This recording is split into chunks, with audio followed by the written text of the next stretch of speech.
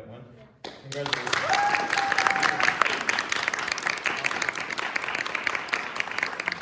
You sound fantastic to us. How old are you, mind if I ask? Amazing. Wow. You've done so much incredible work. How long have you been playing cello? 2 years. 2? What? That's amazing. Wow. I don't think I was doing Minuet 1 after 2 years of cello, so you're doing really, really great work. I commend your teacher and all of those who are supporting you, your parents.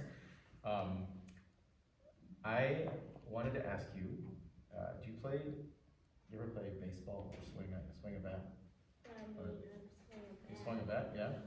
So, one of the things, I once played for a guy named Yo-Yo Ma when I was 11, and he gave me a really good idea for using the bow like a baseball player might swing the bat, especially when we have something like the beginning of this minuet.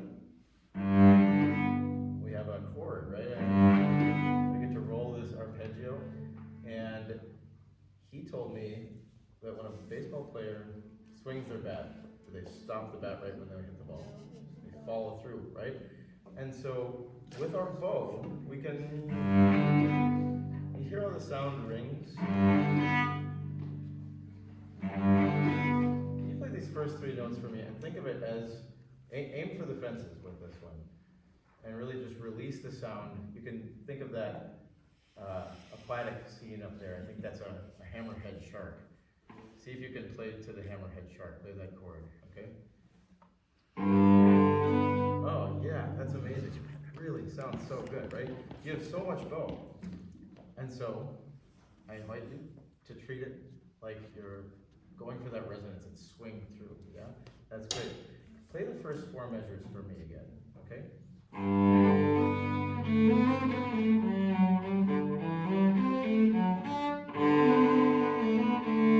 That's great. You're already getting a nice free sound there, yeah? And so one of the challenges, when we use more bow, the risk is getting stuck in a part of the bow that we don't want to be stuck in, right? So I like to combine, if I'm using more bow, I might also make the bow go faster, right? So I can get back to where I started. So, can you do just that and try and, yeah, go ahead. Yeah, so now can we start the tip? So we'll just do that A, B, C, D, yeah. Yeah, and look at the speed that I'm giving this front of this note. Notice how I'm almost plucking the string with my bow. Can you do this for me? Just play a little bit of a plucked sound and then do a backwards bow circle. Yeah, and come all the way back to the frog. Yeah? Yeah, and look, watch, I'm going to keep the frog close to the string, but fly over the string. Yeah? Nice, yeah.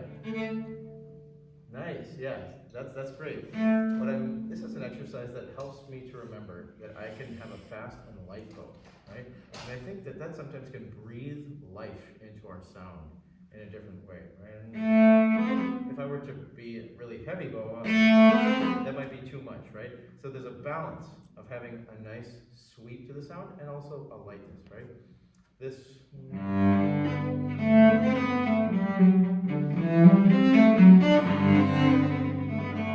Right, and that chord. Can I bring it back?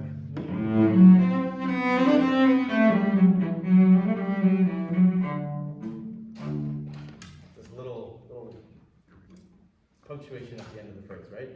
So, see if you can explore going out to the tip and coming back. Do you have a neighborhood that you like to ride your bike around in? Maybe no? Yeah. Is there a place where it's like, okay, I can only go this far, and then I have to go back home? Something like that, yeah? So, in the world of cello, pretend that someone just gave you permission to go to the next block, right? Now you have graduated. You can go a little further, but you gotta come back home, right?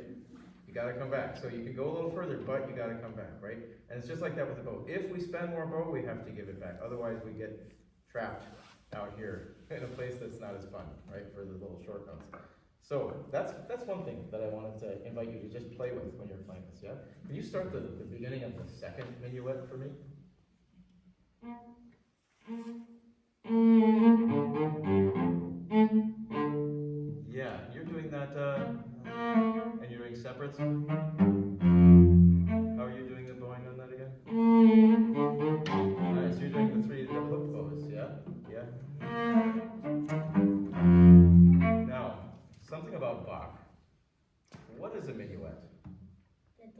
It's a dance, yeah. Have you ever done any dancing? After like a Disney movie or something, you just get it and rock out the soundtrack? Yeah, that's what my kids like to do. So dancing is interesting because not all the steps have the same importance, right? Not all the steps have the same weight. In a minuet, how many steps do you think there are per measure? Well, if this is a free four, maybe three. That's a great answer, and that's the right answer. 3 steps, right? Which one is the most important? The first? The first one, yeah. Which one do you think is the second most important? The last? Good. He's got 100% so far.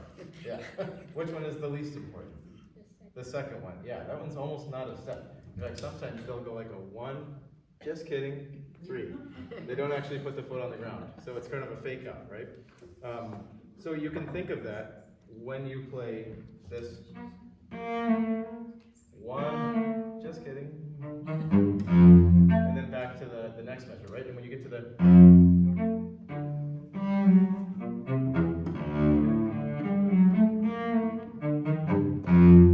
yeah, and I'm using a little more energy on those C string notes because we have a C string, right? We gotta celebrate it. But also because that's where Bach puts the bass line, right?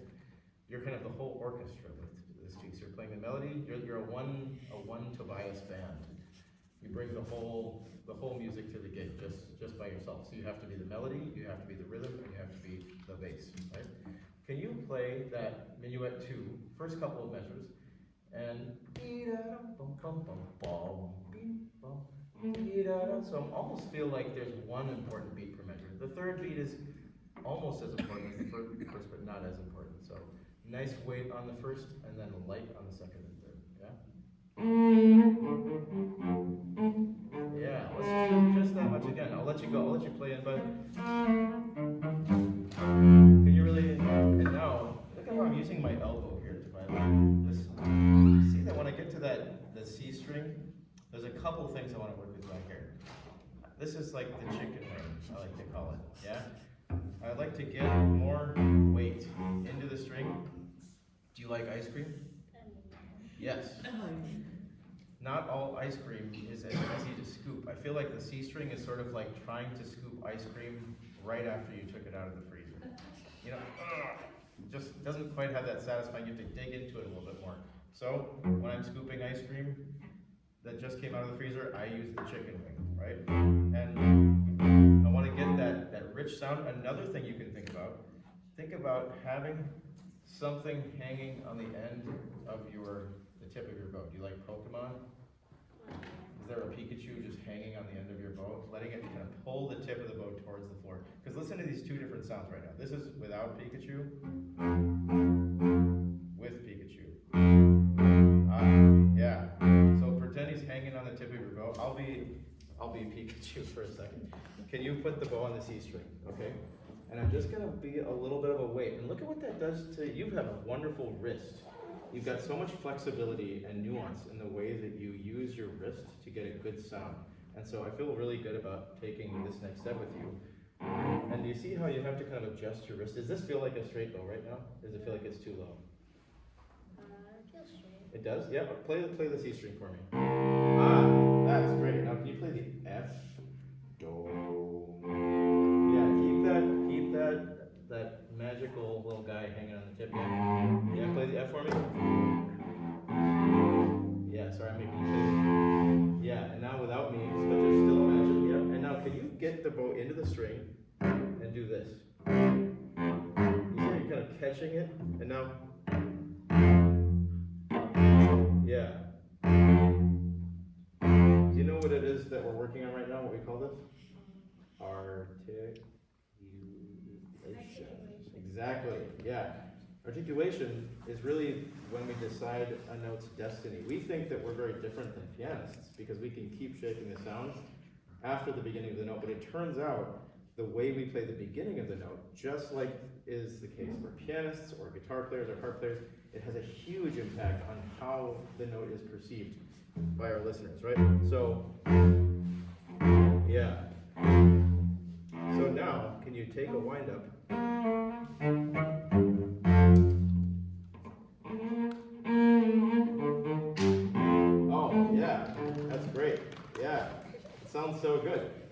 again, you can do it the next one.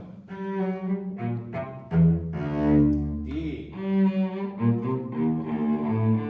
Yes, good. Keep going, keep going. That's good.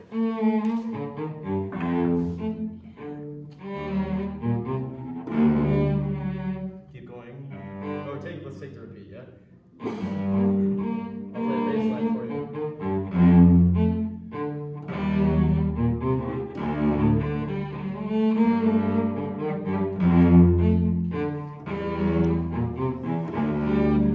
Yeah. So I kind of boiled down, what I was doing was just one bass note per measure. You see how the melody fits over. So there's kind of one harmonic idea. In most measures of Bach, there's one harmony per measure. It's not always the case, but it's almost always the case. So you have to kind of create a real clear sense for us of how you're shaping. Now when you play this, which downbeat is more important?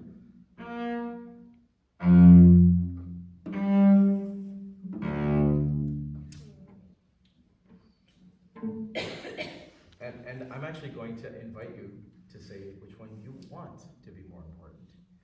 Because we actually have some freedom with Bach. He didn't give us a lot of instructions, right? We know that harmony has its rules, but I'm going to pass this around actually for people to look at. I know we probably have a very little time. Take this around and pass it around. I'm passing around Anna Magdalena's handwritten copy of the Bach cello suites. This is the closest copy that we have today of Bach's suites. We don't have anything in Bach's hand. And you'll notice the slurs are kind of hard. Sometimes they're consistent, sometimes you say, okay, what is that slur? I don't know. Not a lot of dynamics or articulations. So we actually have some freedom. The only thing that I would say to avoid when you're playing Bach is to do it all the same, right? So you can do one more, one less, or less, more, right? As long as you have some kind of sense of which one you think is more important, right? How much more time do we have? Do we have a couple more minutes? A minute. A minute, okay, here we go. Oh, you've got 3 or 4. So, there was one more thing I wanted to show you. We could go on for a long time, but I noticed you have a couple moments in this piece when you have to reach back with the first finger, right? And that's tricky, right? What do you call this when you reach back the first finger? An extension. An extension. So, I like to call it open position. I like to think of it as my first finger is going back, but the rest of the hand is staying the same, right? Can you do this with me once? Where you just, everything stays the same, but your first finger, can you wave at me with your first finger? Hi, what's up? Okay, hey Tobias. Yeah. Anytime I need to warm up that open position,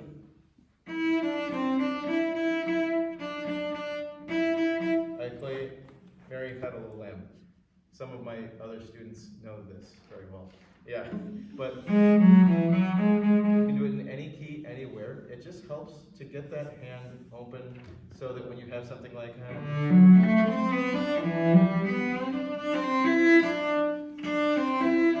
right, when you have to play that D and the C natural, and the whole piece, you've had a half step between your first and second finger. All of a sudden, you need a whole step. So I like to think of that as a really clear motion between my first and second finger, right? Can you do that for me? This will be the last thing we do.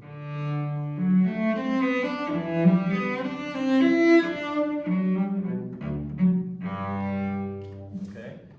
That's at the end of the first minuet. You can start from right there at 21. Yeah.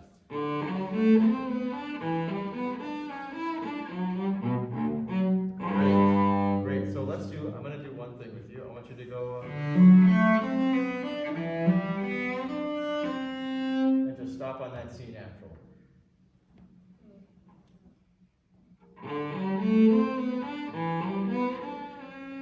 Yeah, can you do this little wave at me with? Yeah, can you play the D with the second finger? And now, yeah, wave at me. You can do it. Alright? But you can play around just to make sure that your first finger has a lot of repetitions of this is C sharp, this is C natural, this feels one way, this feels another way, right? Yeah, so.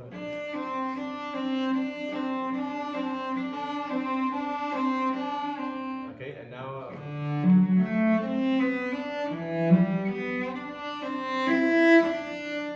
Yeah, I do a little slow motion.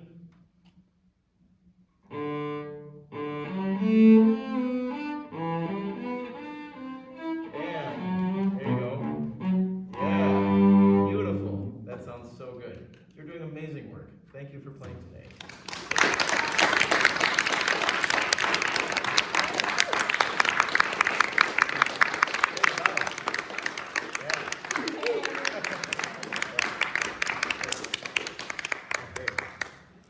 So now we have Haley. Next player is Haley Marshall. Haley, would you like this? The cello is really small. Really little Yeah, cello. tiny. It's a viola da Scala.